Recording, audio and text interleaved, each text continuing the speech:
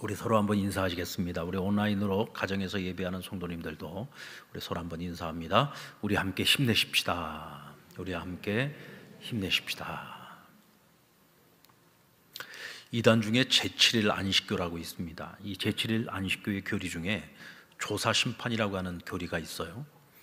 이는 마지막 날 우리가 하나님 앞에 섰을 때에 하나님께서 우리를 심판하시는데, 우리가 이 땅에서 사는 동안 하나님의 자녀로 살면서 우리가 얼마만큼 하나님의 말씀을 따라서 잘 살았는지 그것을 조사를 해서 하나님의 마음에 합하면 통과를 하는 거고, 하나님의 마음에 이 정도 갖고는 안 된다, 이걸로는 멀었다, 너 이거 갖고는 절대로 이루어질 수 없다, 하나님이 판단하실 때에는 천국에 못 가고 지옥에 가게 된다는 교리입니다. 그러다 보니까 이 안식교 신앙은요, 철저하게 율법주의적 신앙을 가지고 있어요. 율법주의적 신앙, 이것이 우리 기독교의 복음 신앙, 은혜의 이 신앙과는 굉장히 이렇게 좀 서로 간에 괴리되고 있는 것을 우리가 알 수가 있습니다. 우리 기독교의 복음 신앙은 오직 예수 그리스도를 믿는 믿음 안에서 죄 사함을 얻고 구원을 얻고 또 영생을 얻게 되죠. 행위 구원이 아니라 철저하게 우리는 은혜 구원입니다. 우리가 구원받은 하나님의 죄가 자녀가 되었어요. 믿음으로 하나님의 은혜로 하나님 자녀가 되었습니다. 그런데 솔직하고 정직하게 말해서 우리가 정말 하나님의 말씀대로 온전히 살고 있습니까? 우리가 죄 전혀 짓지 않고 사는 거 아니잖아요. 여전히 죄 짓고 살고 있고 연약한 우리 자신을 보면서 실망할 때도 많이 있어요. 그럴 때 우리에게는 은혜가 있습니다. 완전하신 하나님과 불완전한 우리 사이에 항상 틈이 있거든요. 이 항상 틈이 있는데, 우리가 이 틈 사이에 항상 죄라는 놈이 들어와 가지고 하나님과 우리 사이 그 틈을 자꾸 벌어지게 만듭니다. 근데 이 틈을 누가 좁혀주셨느냐 하면 예수님이 좁혀주셨어요. 예수님이 그 틈을 채워주시는 겁니다. 그래서 우리가 하나님과 우리 사이가 멀어지는 그 틈 사이를 어떻게 해서라도 좁힐 수 있는 방법은 오로지 한 가지밖에 없죠. 그것은 우리의 죄를 우리가 하나님 앞에 낱낱이 고백하고 진정 어린 마음으로 회개하고, 정말 내가 다시는 이와 같은 죄에 우리가 무릎 꿇지 않고 죄와 싸워 이기겠노라 마음에 다짐을 하고 결단하면서 하나님 앞에 진심 어린 마음으로 회개하고 간구하며 나아갈 때, 하나님께서는 우리가 어떤 죄를 짓든지 하나님의 자녀라는 이유 때문에, 하나님의 은혜의 백성이라는 이유 때문에 하나님 우리를 또다시 용서해 주시고 우리에게 또 다시 새로운 기회를 주시고 넓어진 틈 사이를 다시금 좁혀 주시는 겁니다.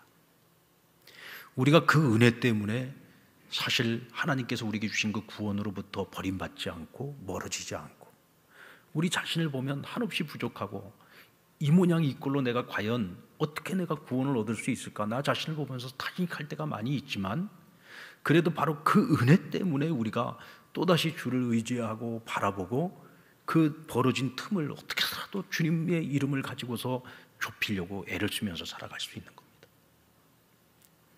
그것이 바로 우리 그리스도인들이 누리는 하나님의 은혜라고 할 수 있죠.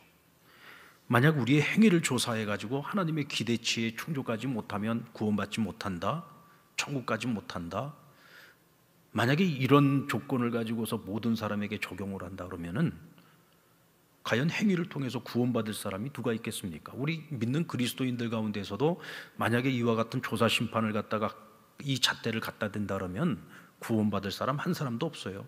천국 가서 오늘 이 자리에 있는 사람들 중에 만날 사람 거의 없습니다. 그러니까 이 안식교 교인들은 죽음이 다가올 때 큰 두려움에 빠집니다. 혹시 내가 이 조사 심판에서 하나님께로부터 버림받고 심판을 받으면 어떻게 할까? 이와 같은 기준을 적용했을 때, 자 그러면 성경에 나오는 믿음의 사람들이 있죠. 뭐 아브라함부터 시작해서 야곱, 이삭, 뭐 모세, 많은 믿음의 사람들이 있어요. 오늘 본문의 주인공인 다윗까지도. 자, 이들을 갖다가 만약에 이 조사 심판의 이 교리에다가 적용을 한다 그러면은 과연 이 중에 구원받을 사람이 있을까요? 단 한 사람도 구원받을 수 없어요. 하나님의 은혜가 아니고서는 우리가 구원에 이를 수 있고 그 하나님의 구원으로부터 버림받지 않고 천국에 가는 그 순간까지 우리가 하나님의 은혜 속에서 살아갈 수 있는 방법이 없습니다. 오직 은혜가 아니면 안 되는 거예요. 그런데 이 조사심판의 교리에다가 비교를 한다면 은혜만 가지고는 안 된다는 거죠. 우리 한번 따라 볼까요? 오직 은혜면 충분합니다. 여러분, 우리가 구원 얻는 것은 오직 은혜면 충분한 줄로 믿습니다. 왜냐하면 하나님의 은혜 가운데 또 한 가지가 뭡니까? 하나님께서 우리에게 성령을 보내셨어요. 우리 안에 성령님이 계십니다. 성령님은 내 안에 계시다가 떠났다가 다시 들어오고 떠났다 다시 들어오시 그러나 성령님이 아니세요. 성령님은 한 번 들어오시면 영원토록 내 안에 나와 함께 하시면서 때론 나의 연약함을 보면서 탄식은 하실지라도 절대로 우리를 버리지 않아요. 떠나지 않아요. 어떻게 해서든지 우리를 갖다가 징계를 하시든지 벌을 주시든지 어떻게 해서라도 우리가 바른 길을 걸어갈 수 있도록 우리를 도와주시는 분이에요. 하나님의 은혜를 더욱더 사모하면서 하나님과 우리 사이의 그 틈을 좁히면서 살아가도록 성령님께서 우리를 열심히 뒷받침을 해주신단 말이죠. 도와주신단 말이에요. 그래서 우리가 그 은혜 가운데서 살아갈 수 있는 겁니다. 성경에 나오는 모든 믿음의 사람들이 이 다 똑같은 원리를 적용을 해서 구원을 얻고 하나님의 백성으로, 하나님의 언약의 백성으로, 언약의 자녀로서 살아갈 수 있었던 것이죠. 여러분, 아브라함을 한번 생각해 봅시다. 만약에 아브라함에게 이 행위 구원이라고 하는 잣대를 갖다 대고서 그가 과연 구원을 얻을 수 있을까? 라고 한다면 아브라함도 역시 안 됩니다. 성경은 아브라함을 의롭다, 의인이라고 여길 때에 그가 하나님께로부터 얻은 의는요, 자기 행위로 얻은 의가 아니었어요. 믿음으로 말미암아 하나님이 그를 의롭다 여겨주셨다고 했습니다. 자, 그런데 아브라함이 하나님께 인정받은 믿음이라고 하는 것이 어떤 믿음이냐면, 하나님이 아브라함을 믿음의 조상으로 부르시고 내가 내게 지시하는 땅으로 가라 했을 때 그가 믿음으로 순종해서 그 길을 떠납니다. 그때 그에게 약속하셨던 것이 뭐냐면, 내가 너에게 후사를 줄 것이고 그 후사를 통해서 내가 큰 나라, 큰 민족을 이루게 하시겠다는 약속이었습니다. 근데 후사를 안 주세요. 오랜 세월이 흘렀는데도 불구하고 자식이 없는 겁니다.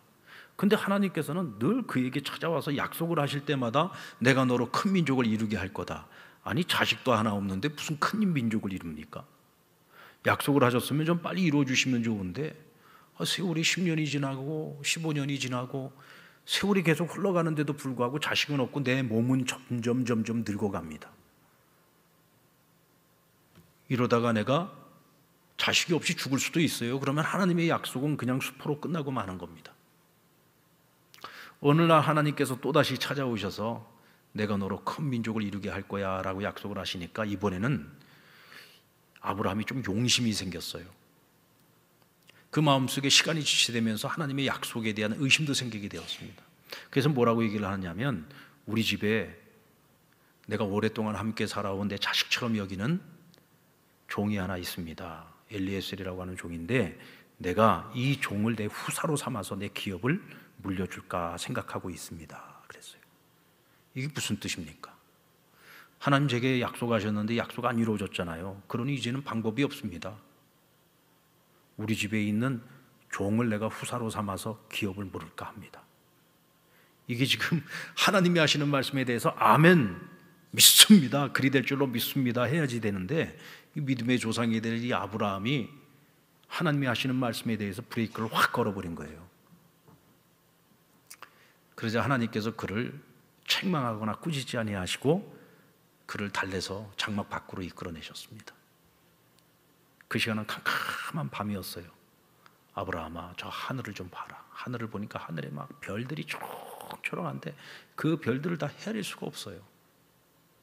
아브라함아, 내가 너의 자손으로 하여금 저 하늘의 뭇별보다 더 많게 할 거야. 내가 너로 큰 민족을 이루게 할 거다. 너는 앞으로 믿음의 조상이 될 거야. 하나님께서 그렇게 말씀을 하시는데 그가 믿지 않을 수가 없어. 그 하늘의 뭇별들을 보면서, 너무 그 찬란한 그 아름다운 별빛들을 보면서 저 하늘의 무수한 별들보다도 내 후손이 많게 하시겠다는 그 하나님의 약속을 들으면서 그 마음속에 믿음이 혹 하고 일어난 거예요. 그가 그것을 믿음에, 하나님께서 그 믿음을 보시고 그를 의롭다 여겨주셨다 그랬습니다. 여러분, 이게 아브라함의 믿음입니까? 하나님이 주신 믿음입니까? 이걸 우리는 아브라함의 믿음이라고 할 수가 없죠.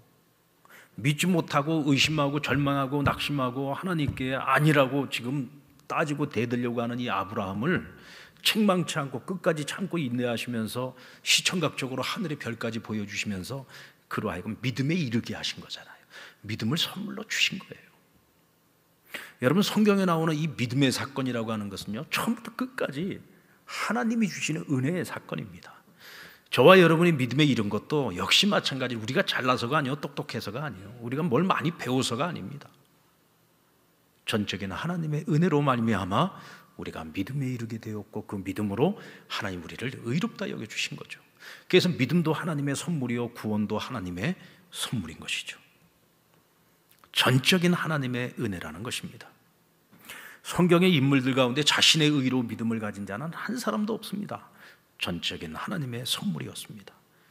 그 선물을 받아 하나님의 은혜로 믿음의 반열에 하나같이 다들 설 수 있었던 것이고, 저와 여러분이 걸어가고 있는 그 길도 역시 마찬가지로 은혜로 그 길을 걸어갈 수 있는 것입니다.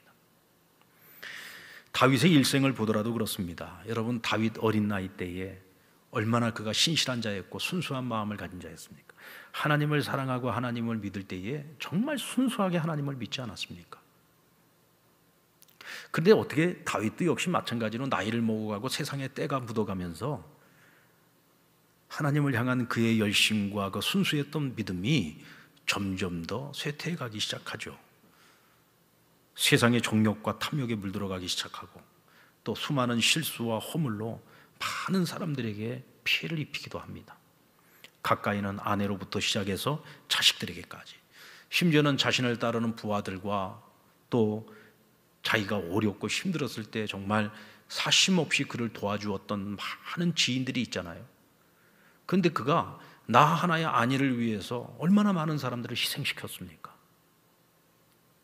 이 다윗의 일생을 보면은 우리가 지금 이제 수요일마다 다윗에 관한 말씀을 계속 지금 살피고 있는데, 참 다윗이라고 하는 사람은 우리가 본받아야 될 점도 많지만, 또 한편으로 보면은 뭐 이런 사람이 다 있어, 뭐 이런 인간이 다 있어 할 만큼 정말 믿음의 사람이라고 말하기에는 실망스러운 구석이 한두 군데가 아닙니다. 참 연약함도 많고 허물도 많은 인생이 다윗의 삶이라고 할 수 있죠. 그럼에도 불구하고 하나님께서는 이 다윗을 역대 이스라엘의 모든 왕들을 다 통틀었을 때에 하나님이 가장 사랑하는 사람이었고, 가장 아끼는 사람이었고, 가장 위대한 왕으로 하나님께서 그를 인정해 주고 계십니다. 그래서 유다의 왕들을 갖다가 판단할 때에 하나님께서 항상 그 기준으로 다윗을, 그래서 다윗의 길을 따르는 왕과 다윗의 길을 따르지 않는 왕으로 구분을 지었어요. 잘하고 못하고의 그 기준을 다윗으로 삼았다는 겁니다. 우리가 볼 때에는 이렇게 허물 많은 다윗이 어떻게 기준이 될 수 있어? 라고 생각하겠지만은, 그러나 하나님의 눈으로 보실 때에 하나님이 생각하는 인간으로서 하나님과 또 우리 불완전한 인간 사이에 그래도 이 틈을 하나님이 보실 때에 그래도 가장 이 틈이 작은 사람 중에 한 사람으로 하나님이 다윗을 여겼다는 거죠. 근데 여러분, 과연 다윗이 하나님이 기뻐하시는 다윗으로 평생을 살아갈 수 있었던 것이 이 다윗의 탁월함 때문이었을까요? 과연 다윗의 탁월함 때문이었을까? 전 그렇게 생각하지 않습니다. 한번 따라볼까요? 하나님의 은혜가 누구보다 다윗에게 컸기 때문입니다. 다윗이 남들보다 정말 남다르고 어떤 특별했기 때문이라기보다는 다윗을 향한 하나님의 은혜가 그 어떤 사람과도 비교할 수 없을 만큼 하나님의 은혜가 더 컸던 거예요. 하나님이 사랑하시기로 작정했기에 그 사랑의 크기가 누구와도 비교할 수 없을 만큼 그 사랑의 크기가 컸던 거죠. 저는 말씀을 준비하면서 하나님께 그렇게 기도했습니다. 하나님, 저에게도 다윗에게 주신 그런 은혜를, 그런 사랑을 저에게도 좀 주십시오. 이 세상에 수없이 많은 목사들이 있지만 그 많은 목사들 중에 하나님 저에게 다윗을 사랑하신 것 같은 그런 사랑을 저에게 부어주시고 다윗에게 부으셨던 그런 은혜를 저에게도 부어주십시오.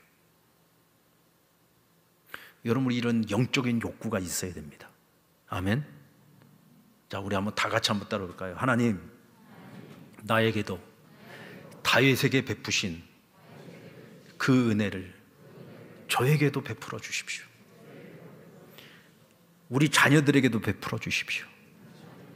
우리 상랑교회 교인들에게도 베풀어 주십시오. 네. 그러니까 나한테만 그러면 조금 미안하잖아요, 그렇죠?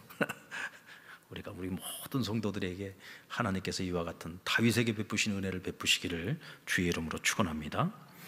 자, 오늘 본문의 내용은 인간 다윗의 이 마지막 실수입니다. 어쩔 수 없는 그의 죄성과 연약함을 보여주고 있는 그의 마지막 실수를 오늘 성경은 다루고 있습니다. 그의 인생 말년에 이스라엘과 온 유다의 인구조사를 명했어요. 이 일로 인해서 하나님께서 크게 진노하셨고 3일 동안 온역이라고 하는 질병을 그 땅에 내리시는데 백성들 7만 명이 목숨을 잃었습니다.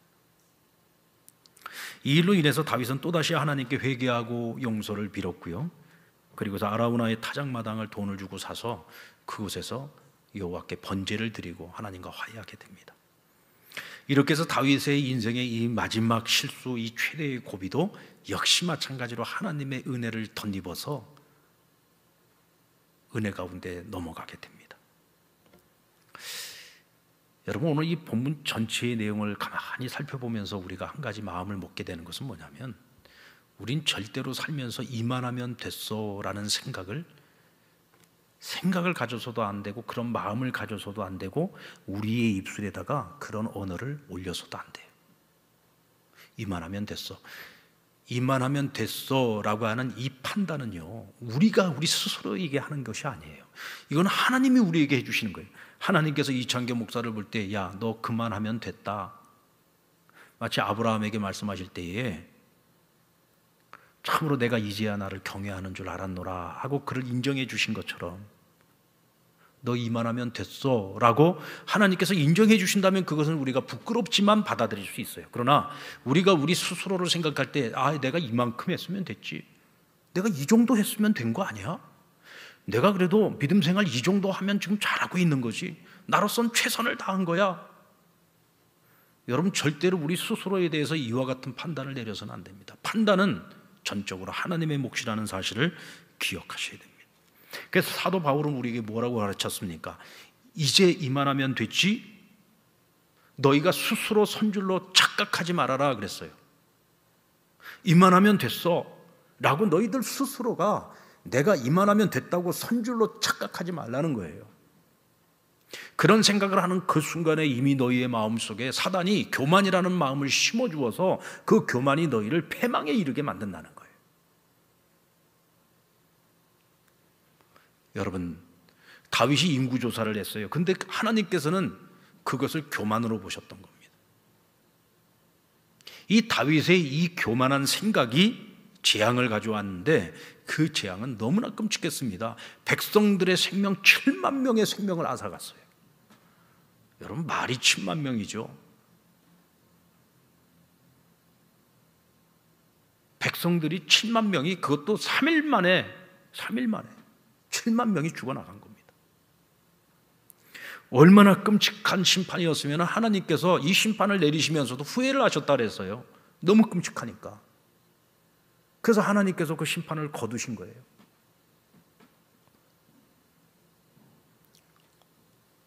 오늘 우리는 다윗의 이 마지막 실수를 통해서 하나님과 우리와의 관계 속에서 은혜가 지속될 수 있는 비결이 무엇인지를 같이 살펴보려고 합니다. 먼저 하나님께서는 해결되지 않은 죄를 절대로 그냥 넘어가지 않는다는 거예요. 하나님과 우리 사이에 하나님의 은혜의 법칙이 있는데, 그 하나님의 은혜의 법칙 가운데 하나가 뭐냐면은, 죄는 반드시 그 죄에 대한 값을 치러야 된다는 거예요.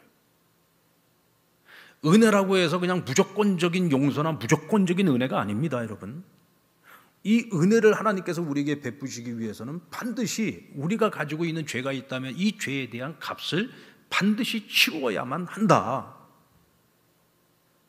그리고서야 우리에게 진정한 은혜가 있다는 거예요. 1절 말씀을 같이 한번 보겠습니다.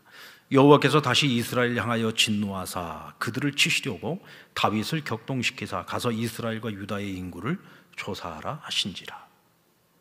자, 인구 조사를 명한 것이 원인이 되어가지고 이스라엘 땅에 그와 같은 하나님의 재앙이 임하였는데, 이게 하나님이 기뻐하지 않는 마음이잖아요, 인구 조사를 한 것이. 근데 이 마음을 누가 주었다? 하나님께서 다윗의 마음을 격동시켜가지고 이와 같은 인구 조사를 명하게 하셨다는 거예요. 그런데 역대상 21장 1절 말씀에 보면 이 똑같은 사건을 기록을 하면서 사단이 다윗을 격동시켰다 그랬어요. 오늘 우리 열왕기하 이 본문에서는 하나님이 그 마음을 격동시켰다 그랬고, 역대상에서는 보면은 사단이 그의 마음을 격동시켰다 그랬어요. 그럼 대체 어느 쪽 말이 맞는 거예요? 근데 성경에는 분명히 하나님도 격동시켰다 그랬고 사단도 격동시켰다 그랬어요. 자, 결론은 둘 다입니다. 하나님이 격동을 시켰는데 사단이 보니까 야, 이거 괜찮아, 저렇게 마음 격동시켜가지고 인구수를 세알리고, 야, 저게 지금 자기 자만심에 빠져가지고 교만에 빠지는구나, 저가 지금 하나님을 거슬리려고 하는구나. 사단이 박수를 치면서 거기다가 응원을 더해가지고 다윗이 완전히 자빠져 버린 거예요. 그러니까 주변에서 안 됩니다, 이것은 아닌 것 같습니다, 이건 하나님의 뜻이 아닙니다 라고 아무리 누가 이야기를 해줘도 다윗이 그 말을 듣지 않고 그를 재촉했다 그랬습니다. 재촉했다. 자, 그렇다면 왜 하나님께서 이런 그릇된 생각을 다윗의 머릿속에다가, 마음에다가 불어넣었을까? 자, 그 이유를 상세하게 밝히고 있지는 않습니다만 오늘 1절에 이렇게 말하고 있어요. 여호와께서 다시 이스라엘을 향하여 진노하사. 이스라엘을 향하여 하나님이 어떤 죄로 말미암아 진노하셨어요. 이것은 다윗의 죄이기도 하고 이스라엘의 죄이기도 한 거예요. 왜? 같은 운명 공동체니까. 근데 어떤 죄인지는 분명히 밝히고 있지 않지만 그들이 하나님 앞에 범죄함에 하나님이 진노하셨다 그랬어요. 근데 문제는 그들이 자신들이 뭘 잘못했는지를 몰라. 뭘 잘못했는지도 모르고 자신들의 죄에 대해서 전혀 뉘우치는 마음도 없고 돌이키려는 마음도 없어요. 그래서 그들의 죄를 들추어내어서 어쨌든 간에 이 죄의 문제를, 죄의 삭개 문제를 반드시 해결을 해야만 내가 이들에게 또다시 은혜를 베풀 수 있으니까 하나님께서 그들의 지도자인 다윗의 마음에 이와 같이 교만한 마음을 불어넣어서 그로 하여금 실수하고 자빠지게 만들었다는 거죠. 사무엘하 21장에 보면은요, 이스라엘 땅에 이유를 알 수 없는 기근이 3년 동안을 임하게 됩니다. 여러분, 이 가나안 땅은요, 하늘에서 비가 내리지 않으면 농사를 지을 수 없습니다. 3년 동안 비가 내리지 않아요. 그럼 다 굶어 죽는 거예요. 죽지 못해서 사는 겁니다. 그러니까 온 산을 다니면서 뭐 그냥 식물에 그냥 뿌리까지 다 뽑아서 먹어야지 3년 기근을 근근히 버텨낼 수 있는 거예요. 그래서 아브라함 때에도 기근이 오래 가면은 어떻게 해요? 애굽으로 다들 피신을 가지 않았습니까? 3년 기근이라고 하는 것은 정말 죽지 못해서 살아가는 그런 세월인 겁니다. 그런데 그 당시에 왜 기근이 3년 동안 임하였습니까? 어쩌다가 그런 하나님께서 그들에게 이런 재앙을 내리셨느냐? 그래서 다윗이 하나님께 묻잖아요. 하나님, 어찌하여 우리에게 이런 3년 동안이나 이런 기근을 내리시느냐고. 그저 하나님께서 말씀하시기를 너희가 기브온 사람들에게 행한 일에 대하여 내리는 재앙이다 라고 했습니다. 여러분, 이 기브온 사람들은 가나안 족속인 아모리스 족속의 남은 사람들이죠. 본래 이 사람들도 가나안 정복 전쟁 때 전부 다 멸절당해야 되는 이방 민족이었습니다. 근데 이 사람들이요, 머리를 썼어요. 그래가지고 다른 이 아모리 사람들, 이 다른 이 가나안 족속들이 막 죽어나갈 때에 그들은 하나님 여호와의 이름으로 언약을 맺습니다. 그래가지고 이들이 죽음을 면하게 돼요. 그래서 여호와께 단을 쌓을 때에 그 여호와의 단을 위해 나무를 패고 물을 깃는 일을 평생 하면서 살아가게 돼요. 그러니까 은혜 입은 이방 민족이 된 겁니다. 그리고 그들은 이 언약을 맺고 난 그 이후로 이스라엘 사람들과 같이 살면서 한 번도 이스라엘을 적대해 본 적이 없고 정말 충실하게 자신들의 역할을 감당하면서 아주 사이좋게 잘 지내고 있었어요. 근데 누가 이 기브온 사람들에게 죄를 지었느냐면 사울입니다. 사울이 왕 노릇을 하는 동안에 이 백성들의 마음에 환심을 사기 위해서 마치 자기가 그 율법의 수호자라도 된 것이냐, 원래 하나님께서 여호수아에게 이방 민족을 전부 다 멸절시키라고 했는데 이 여호수아와 우리 그 선조들이 그들을 남겨두었다. 그래서 내가 이제라도 그 하나님의 율법을 온전히 지키기 위해서 이 우리 땅에 같이 살고 있는 이 가나안 사람들, 이방 민족을 멸절시켜야 되겠다. 그래가지고 죄도 없는, 그것도 하나님의 이름을 가지고 서로 언약을 맺어서 절대로 해서는 안 되는 기브온 사람들요, 전부 다 그냥 도륙을 해버린 거예요. 하루아침에 도륙을 당한 겁니다. 그러니까 이 사람들 마음속에 이 이스라엘에 대해 얼마나 원한이 사무쳤겠습니까? 게다가 여호와의 이름을 가지고서 맹세를 하고 서로 간에 언약을 맺었는데 그 맹세를 깨뜨렸으니까 이것은 이스라엘이 하나님 앞에서 엄청난 죄를 지은 거예요. 그러면 하나님께서 사울 시대에 그와 같은 재앙을 내리셔야 되는데 사실은 이 죄와 상관없는 다윗이 왕 노릇을 하고 있을 때에 하나님께서 이와 같은 재앙을 내리셔서 당시에 기브온 사람들에게 잘못한 것에 대한 재앙을 내리고 계신다는 거죠. 이스라엘의 모든 사람들이 이 끔찍한 비극에 대해서 다 잊고 있었어요. 그런데 여러분, 이것을 잊지 않고 있는 사람들이 있죠. 바로 당사자인 기브온 사람들입니다. 또 누가 잊지 않고 있었느냐? 언약과 그 맹세의 주체자가 되시는 여호와 하나님께서 그것을 기억하고 계셨어요. 하나님의 이름으로 맹세한 것을 어기고 약속을 파기한 자들, 이스라엘에 대한 하나님의 그 진노가 사무쳐 있었단 말이죠. 한참 시간이 지난 일입니다. 다윗이 저지른 일도 아닙니다. 그런데 다윗 시대에 하나님께서 그 죄값을 묻고 3년 기근을 그들에게 내리신 것입니다. 여러분, 죄는요 반드시 해결해야 됩니다. 죄를 지었을 때에 그때 해결을 하지 못하면은 세월이 아무리 지나도요 그것이 정말 나와 전혀 상관없는 우리 후손들에게 가서 그 재앙이 내릴 수도 있는 거예요. 그래서 반드시 죄는요 빨리 해결할 수 할수록 좋은 거예요. 그냥 죄값을 치르지 않고 적당히 넘어가게 되면 언젠가는 반드시 그 죄값을 치르게 된다는 거죠. 죄값을 치르지 않는 용서는 없습니다. 다윗은 이에 하나님께 죄를 해결할 방법을 물었어요. 그래서 기브온 사람들에게 가서 어떻게 해야 너희 마음이 풀리겠느냐, 어떻게 해야 너희가 우리를 위하여 하나님 아버지께 자비를 구해줄 수 있겠느냐. 그랬더니 그들이 요구하기를 사울의 족속들 가운데에서 7명 남자를 우리에게 달라 그럽니다. 그래서 그 7명 남자를 우리가 목매달아 죽임으로써 우리가 마음에 한을 풀고 너희를 위해서 우리가 하나님께 자비를 베풀겠다. 그래가지고 그 사울의 그 자손들 중에서요 남자들 7명을 추련해가지고 기브온 사람들에게 넘겨요. 그리고는 그들을 목매달아 죽입니다. 사실 여러분들 그 7명 그 남자들이 무슨 죄가 있습니까? 그들의 그 조상 잘못 만난 덕이죠. 사울이 잘못한 것인데 그 죄와 상관이 없는 그 7명이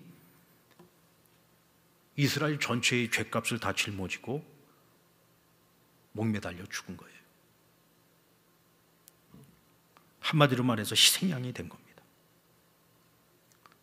그들이 대신 죄값을 지불한 거죠. 여러분, 예수님께서 저와 여러분의 그 죄값을, 아무 죄가 없으신 예수님이 우리의 그 죄를 짊어지고 십자가에 달려 죽임을 당하셨죠. 그 은혜로 말미암아 우리가 구원을 얻고 죄 사함을 받고 징벌로부터 우리가 자유함을 얻고 하나님의 자녀가 될 수 있었던 거죠. 우리는 이 사실을 절대로 잊으면 안 됩니다. 그래서 다윗도요 그 7명의 시신을 수습을 해가지고 사실 이 모든 것의 원흉이었던 사울의 시신과 그리고 요나단의 시신까지 다 정리해가지고 다 같이 그 7명의 시신을 같이 묻어줍니다. 여기 어떤 의미가 있습니까? 이 7명의 희생을 생각할 때 사울의 죄도 반드시 같이 기억을 하라는 거예요.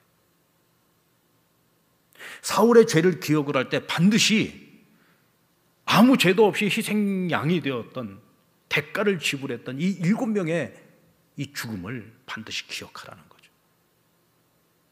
그래서 우리가 다시는 그와 같은 죄를 범하지 않도록 교훈으로 삼았던 겁니다.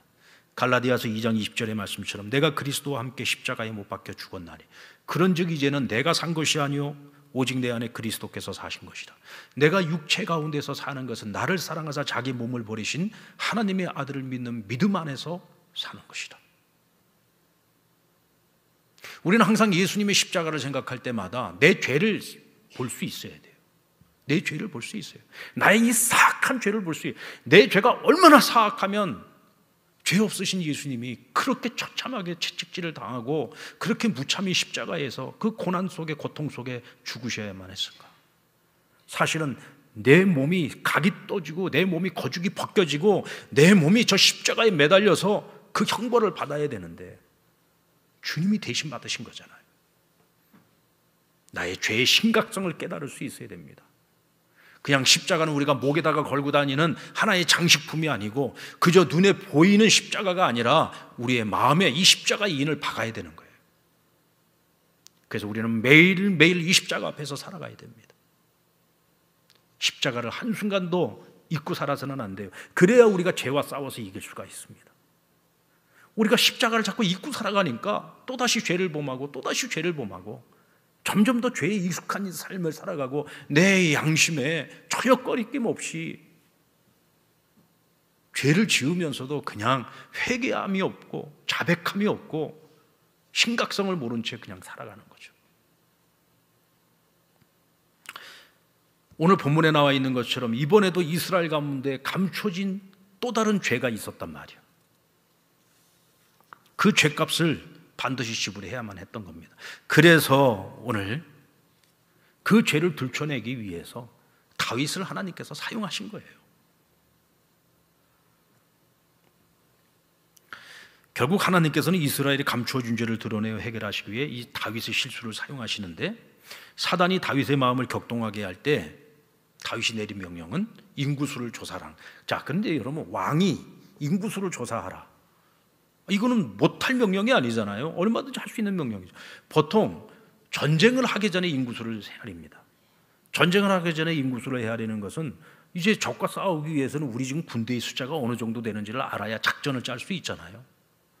그러니까 이제 보통 전쟁을 앞두고서 인구수를 세는 것이 일반적인데 다윗이 갑자기 인구수를 세라고 했었던 근본적인 이유는 뭐였냐면 하나님께서 허락하지는 않으셨지만은 그의 아들 솔로몬 때에 가서 하나님께서 성전을 지을 수 있도록 약속을 해주셨어요.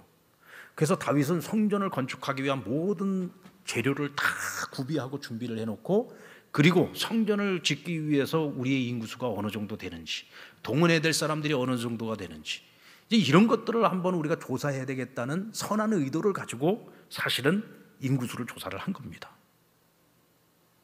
그런데요, 누가 뭐라고 한 것도 아닌데 인구수를 다 조사를 하고 난 후에 다윗이 갑자기 회개를 합니다. 내가 하나님 앞에 큰 죄를 지었다.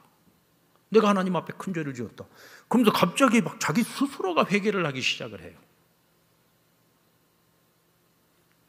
누가 얘기해 준 것이 아닌데 자기 스스로가 내가 무슨 죄를 지었는지를 깨닫게 된 겁니다. 그 죄가 뭡니까? 바로 교만이었습니다. 우리 10절 말씀을 같이 한번 읽어볼까요? 10절 말씀 시작. 다윗이 인구수를 조사한 후에 그의 마음에 자책하고 다윗이 여호와께 아뢰되 내가 이 일을 행함으로 큰 죄를 범하였나이다. 여호와여 이제 간구함나니 종의 죄를 사하여 주옵소서. 내가 심히 미련하게 행하였나이다.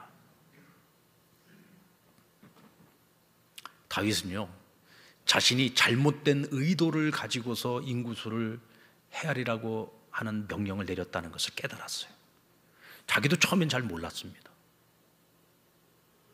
근데 인구수가 몇 명입니다 라고 조사한 것을 보고를 딱 받는 그 순간에 그의 마음속에 어떤 마음이 밀려왔느냐. 야, 내가 처음 이스라엘의 왕이 되었을 때 우리 인구수보다 내가 왕이 되고 난 후에 내가 나라를 잘 다스려가지고 야, 우리나라가 인구수가 배가 늘었어. 우리 이 민족이 이렇게 배로 성장을 했어. 자기도 모르는 사이에 자기 마음속에 막 자기 공로, 자기 치아, 내가 이 모든 것을 이룬 것이다, 이런 마음이 갑자기 확 밀려온 거예요. 그 순간에 그가 깨달은 겁니다. 야, 내가 이거 잘못된 명을 내렸구나. 잘못된 의도를 가지고서 내가 이것을 내린 명령이었구나. 이건 결코 내가 한 일이 아니요, 이건 하나님께서 하시는 것인데 자기 자랑을 삼기 위해 내가 헛된 명령을 내린 것이었구나. 이것을 깨달은 거예요. 하나님이 얼마나 교만을 싫어하는지 하나님이 아셨거든요. 자기를 자랑하고 하나님을 높이는 것이 자기를 자랑하는 것을 하나님이 얼마나 가증히 여기시는지를 잘 알고 있는 다윗인지라 그것이 얼마나 큰 죄인지를 알고 회개하기 시작했던 겁니다. 사실 여러분, 이 인구조사를 명령했을 때 그의 군대 장관이었던 요압이라는 사람이 처음에는 반대를 했어요. 3절에 보면은 요압이 왕께 아뢰되 이 백성이 얼마든지 왕의 하나님 여호와께서 100배나 더하게 하사 내 주왕의 눈으로 보게 하시기를 원하나이다. 그런데 내 주왕은 어찌하여 이런 일을 기뻐하시나이까. 하나님께서 하시면 지금 인구수의 100배도 하나님께서 하실 수 있다. 이스라엘 왕국, 당신이 왕이 된 거, 이 나라의 부흥 누가 하시는 것이냐? 이거 하나님께서 하시는 것 아니냐? 근데 왜 왕이시여? 인구수가 뭐가 그렇게 중요하다고? 사실 요압이라는 사람이 그렇게 신앙적인 사람이 아닙니다. 이 사람이 인격적으로나 성품적으로 볼 때 굉장히 괜찮은 사람이 아니에요. 아주 허물투성이고요, 문제 많은 사람이에요. 근데 그 순간에 하나님께서 요압의 입술을 통해서 하나님께서 말씀을 해주신 겁니다. 야, 다윗아, 너 지금 왜 이런 일을 하려고 하냐? 너가 잘나서 왕이 되었느냐? 너가 잘나서 이 나라가 부흥했느냐? 너가 잘나서 싸우는 대적들마다 내가 다 승리했느냐? 그 모든 것을 내가 지금까지도 내가 너에게 베푼 은혜가 아니냐? 근데 왜 너 스스로 자랑거리를 삼으려고 하느냐? 이게 하나님께서 요압의 입술을 통해서 말씀해 주신 거예요. 정신 차리라는 거죠. 교만이 너에게 패망을 가져올 수 있다. 그래서 가로막는데 그가 그 말에 귀를 기울이지 않고 재촉했다 그랬습니다. 그래놓고 나서 뒤늦게 후회한 거죠.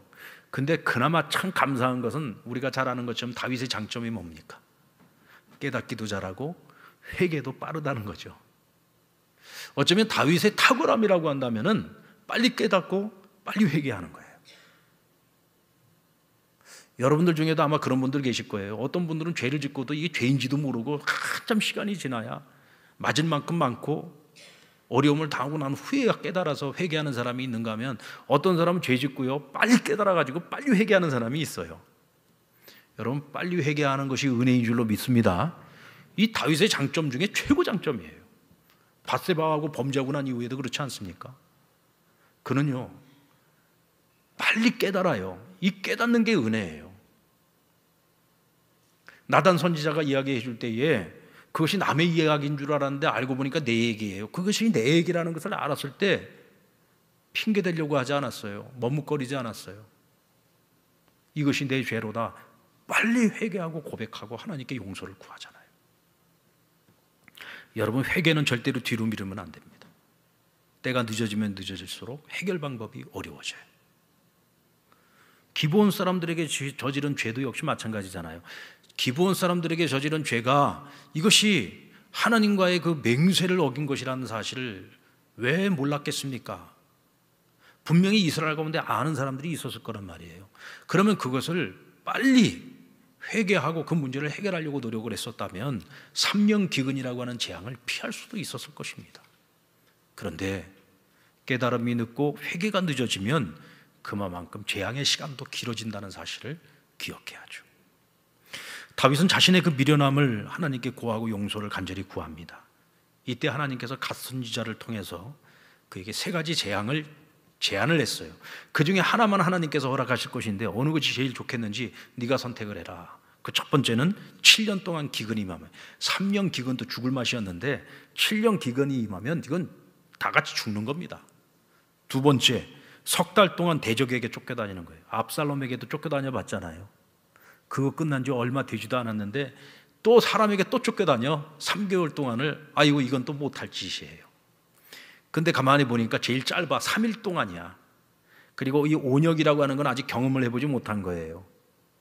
그래서 그가 말하기를 내가 사람에게 당하는 재앙이 아니라 이왕에 재앙을 당하더라도 하나님께 내가 직접 당하겠습니다.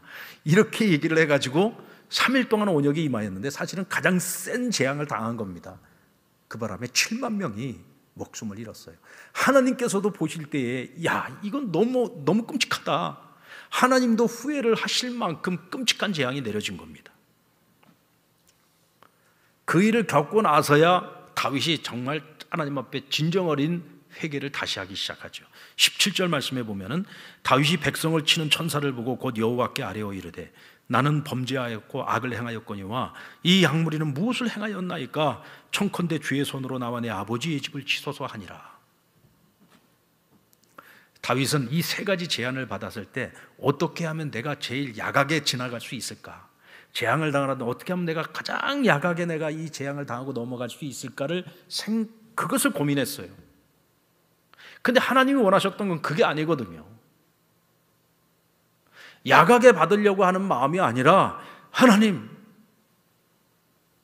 제가 저지른 그 죄를 생각하면 이 세 가지를 다 당한다고 할지라도 제가 할 말이 없습니다. 하지만 저 백성들은 대체 무슨 죄가 있다고 이 재앙을 당해야 됩니까? 만약 하나님 심판을 하신다면 저 백성들을 심판하지 마시고 저와 제 아비의 집을 심판하십시오. 사실은 하나님께서 원하셨던 답은 바로 이거였습니다. 비록 타이밍이 조금 늦기는 했지만 하나님이 정작 원하셨던 진정한 회개는 바로 이거예요. 내가 그 책임을 지겠습니다. 제발 저 백성들은 용서하시고 심판하시려거든 저를 심판하십시오. 그런다고 해서 하나님이 택하신 자요, 그를 통해서 앞으로 하나님께서 메시아를 오시게 하실 분인데 하나님께서 그 다윗의 생명을 거두어 가겠습니까? 그러나 하나님이 진정으로 원하셨던 것은 진정 어린 회개인 거예요. 어떻게 하면 좀 내가 재앙을 적당히 당할까? 어떻게 하면 내가 죄값을 대충 치르고 그냥 대충 넘어갈 수 있을까? 이것이 아니라 정말 하나님, 제가 이 한 목숨을 버려서라도 내가 죄값을 치르겠다라고 하는 이 마음, 하나님께서 원하셨다는 거죠. 이 다윗의 진정한 회개가 있을 때, 자신이 책임을 지고자 하는 이 마음이 있을 때 하나님께서 결국 그 재앙을 거두셨습니다. 그리고 갓 선지자를 통해서 그 아라우나 타작마당을 사서 그곳에서 여호와께 단을 쌓고 번제와 화목제를 드림으로써 하나님과 화해하도록 중재를 하죠. 근데 그 아라우나가 왕이 이 밭을 사서 여기서 제단을 쌓으려고 할 때에 왕이, 그것도 백성들을 위해서 하는 일인데 어찌 이것을 팔 수가 있겠는가? 그래서 자기가 이 모든 것을 그냥 왕에게 드리겠다고 제안을 합니다. 그런데 다윗이 그때 뭐라고 합니까? 아니다, 내가 값을 주고 사겠다. 값을 치르지 않고서 어찌 내가 하나님께 용서를 받을 수 있겠느냐?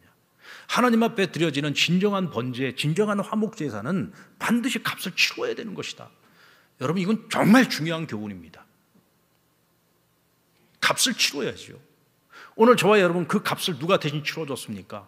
예수님께서 그 값을 치러주셨잖아요. 그 예수 그리스도, 그 은혜로 말미암아 하나님과 우리 사이에 죄로 말미암아 벌어진 그 틈을 메꿔주시고 또 메꿔주시고, 그 이후로도 살아가는 우리의 삶 속에서 여전히 하나님 앞에 온전치 못한 우리의 모습들 때문에 그 틈은 끊임없이 벌어지고 있지만, 오늘도 여전히 그 하나님의 은혜를 잊고 우리가 살아갈 수 있는 것은 바로 예수 그리스도의 그 십자가의 그 은혜 때문입니다. 이미 예수님께서 대속하여 주셨어요. 그런데 지나간 일이라고 해서 우리가 잊고 살면 안 된다는 거죠. 지나간 일이지만 우리가 죽는 그 순간까지, 하나님 앞에 서는 그 순간까지 우리가 절대로 잊지 말아야 될 것이 바로 예수 십자가의 은혜입니다. 그 은혜 덕분에 우리는 또다시 은혜를 잊고 살아가는 거예요. 그 은혜 덕분에. 뿐만 아니라 이제는 우리가 하나님과 세상 사이에 제사장의 역할을 감당해야 되는 사명과 책임이 있지 않습니까? 이제는 이 땅을 살아가는 우리 그리스도인들이 이 세상 가운데에서 하나님과 세상 사이에 벌어져 있는 이 틈을 좁혀주기 위해서 우리가 희생을 감당해야 돼요. 우리가 자기 십자가를 져야 되는 겁니다. 지난 주일 설교 시간에도 말씀드렸습니다마는 이 세상에 재난이 왔을 때에 믿는 자들이, 그리스도인들이 자기를 희생했던 것이 바로 그것입니다. 예수님께서 그 틈을 좁혀주셨듯이 이제는 이 땅을 살아가는 그리스도인들이 하나님과 세상 사이의 그 틈을 좁히기 위해서 우리가 자기 희생과 헌신을 통해 자기 십자가를 감당해야 되는 겁니다. 오늘 저와 여러분이 주님께 영원한 빚을 지지 않았습니까? 사랑의 빚을 졌죠. 여러분, 빚 갚는 심정으로 항상 살아갈 수 있는 저와 여러분 되기를 주님의 이름으로 축원합니다. 그때 하나님의 은혜는 늘 우리 위에 머물 것입니다. 다윗에게 베푸셨던 은혜 저와 여러분에게도 임하기를 주의 이름으로 축원합니다.